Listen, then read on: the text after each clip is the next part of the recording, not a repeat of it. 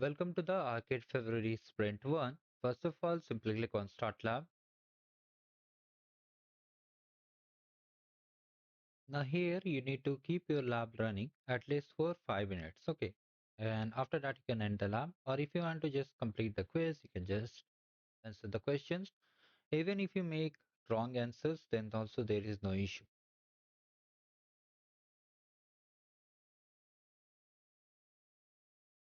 Just after 5 minutes, end the lab.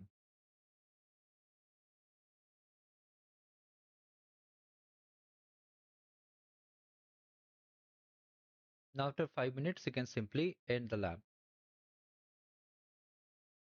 And if you want to verify whether you have got the badge or not, you can just come back over here.